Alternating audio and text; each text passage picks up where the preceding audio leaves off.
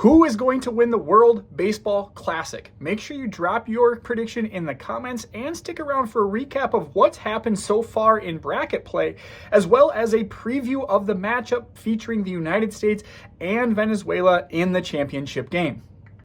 Let's start by taking a look at the different quarterfinal matchups, starting with what ended up being a completely lopsided game.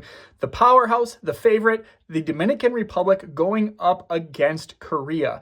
And on the backs of Vladimir Guerrero Jr., Fernando Tatis, and Manny Machado, the Dominican Republic made light work of Korea, winning 10-0. And check out this slide by Vladimir Guerrero. I mean, this is a big guy, and for him to be going all out, balls to the wall, and slide like this is just a testament to how fantastic this World Baseball Classic idea has been. Players just bring so much more passion, so much more juice when they are representing their countries. It has been extremely fun to watch. In this game, Vlad went 1 for 2 with 2 runs scored, one of being the one that we just saw, a RBI, and had a walk as well. And then looking at Fernando Tatis, he had a RBI single early on that made the Dominican Republic go up 3-0 early in the game. Overall, he went 1 for 3 with 2 RBIs and also added a walk. And then finally, we had Manny Machado had a nice little game himself, going 2 for 4 with 1 RBI and 2 runs scored. Again, final score was Dominican Republic 10, Korea 0, and Dominican punched their ticket to the semifinals.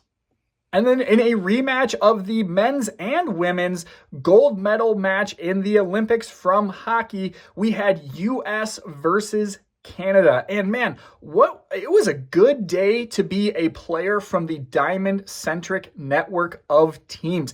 The U.S. had many contributors on their way to a 5-3 win over Canada, punching their ticket to the semifinals. We had BobbyWitt Jr. Yeah, he went 0 for 3, but he had a run score and also added 2 walks. Chicago Cubs third baseman Alex Bregman went 1 for 4 with an RBI. Roman Anthony, 1 for 4 with a run scored. And Bryce Terang of the Milwaukee Brewers had an RBI single that gave them a 4-0 lead. Overall, he went 2 for 3 with a walk and an RBI.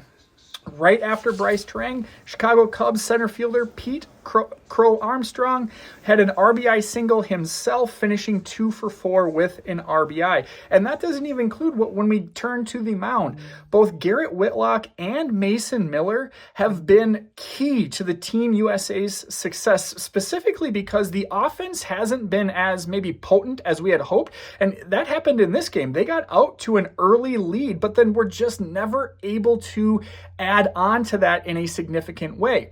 And so in the middle innings, Canada started clawing back. All of a sudden, it was a 5-3 game.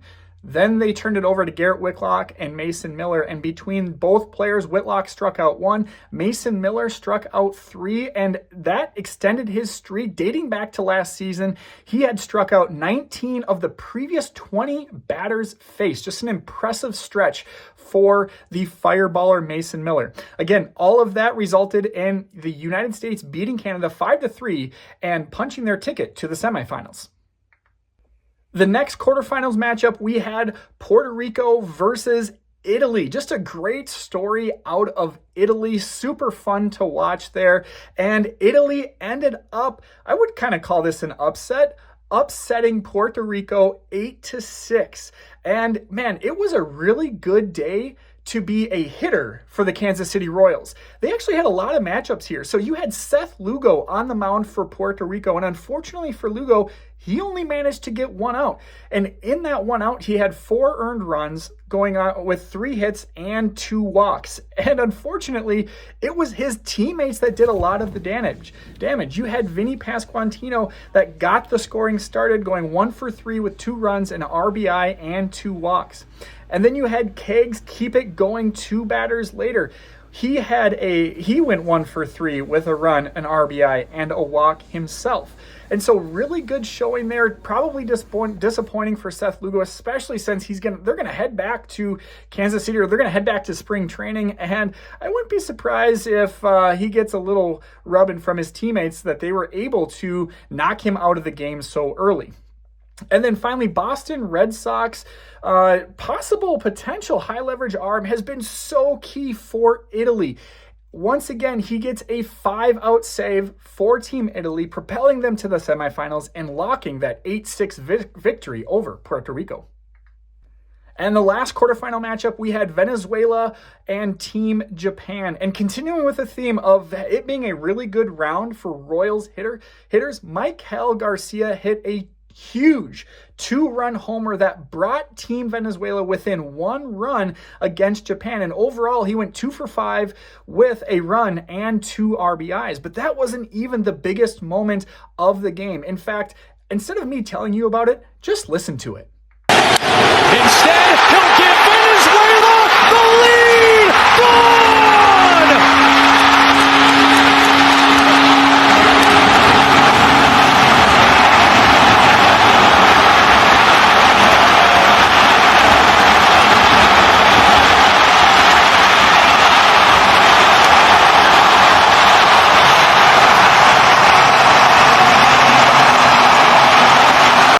I mean, that is like better than Game 7 of the World Series vibes.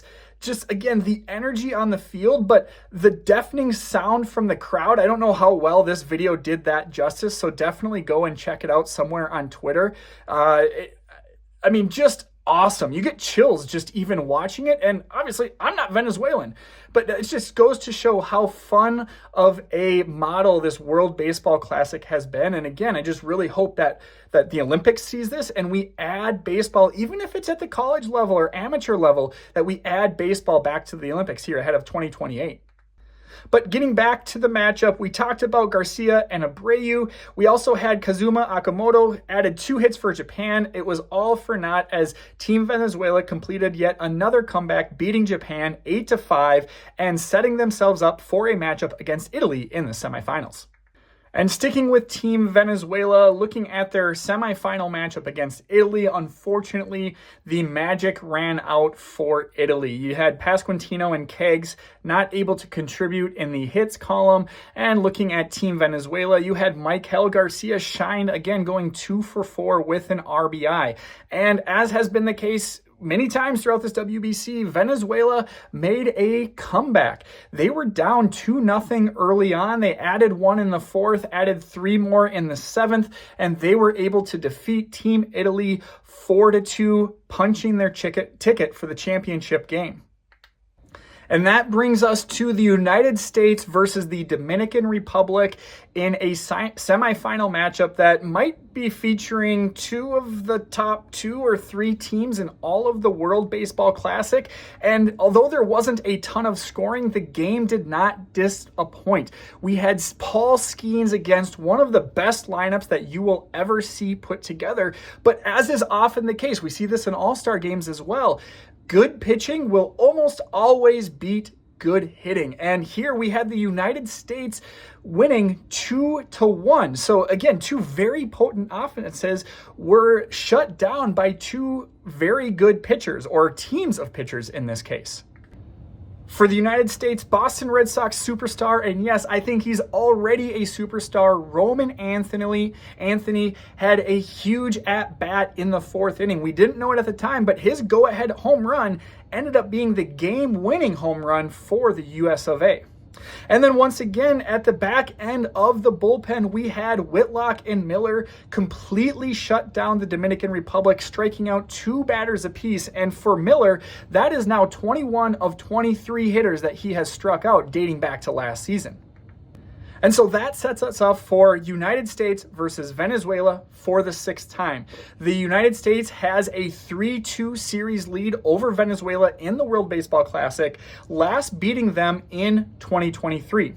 For the United States, they will be looking for their 2nd World Baseball Classic title, where they first won in 2017. And for Venezuela, this is their first time making the finals. So the United States will send New York Mets starting pitcher Nolan McLean to the mound to face Venezuela. You might remember we've seen McLean once already this year, and it didn't go overly well. That was against Team Italy, a game that the United States was very much expected to win. Didn't get off to a great start. In 3 innings pitched, he gave up 3 earned runs, but he will definitely be looking to bounce back against a better lineup than Italy had. Coming out of the other dugout, we have Team Venezuela sending Eduardo Rodriguez to the mound. And while McLean maybe is the better pitcher, Rodriguez brings just the experience of pitching in big games. And I wonder if that's going to be a huge difference tonight. He made one start earlier in this classic, and it didn't go particularly well, but it actually was going well until the wheels fell off. He had gotten through 2 2/3 innings pretty clean, and then he gave up back-to-back home runs. And so his final line ended up being 2 2/3 innings, 3 hits, 3 earned runs with a walk and 5 strikeouts. So again, he was looking pretty good until those home runs hit. And then, we have implications here of teams monitoring the pitch counts. The World Baseball Classic has their own pitch count rules. And so in a normal situation, he probably would have kept going, but he was pulled after those back-to-back home runs.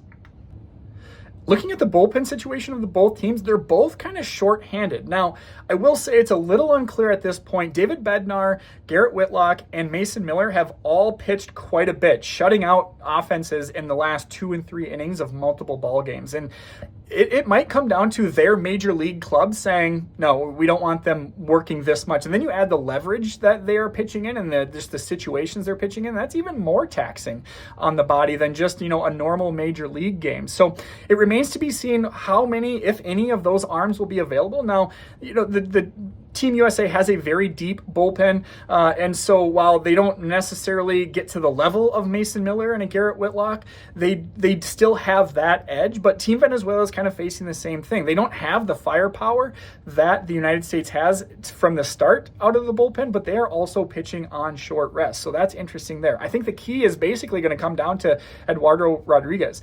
The United States definitely has the edge in the lineup. Even if we don't have Whitlock, Bednar, and or Miller, some combination of those arms, I'd still give the edge in the bullpen. So it comes down to the starting pitchers. Both got knocked around a little bit in their first starts. Nolan McLean probably has the higher ceiling. Eduardo Rodriguez maybe has the safer floor, or at least has that experience behind him. So which starting pitcher is going to be able to shut down the team's lineup? I think that ultimately decides the World Baseball Classic. So who do you think's going to win tonight? Make sure you drop your predictions in the comments and follow diamondcentric.com for more.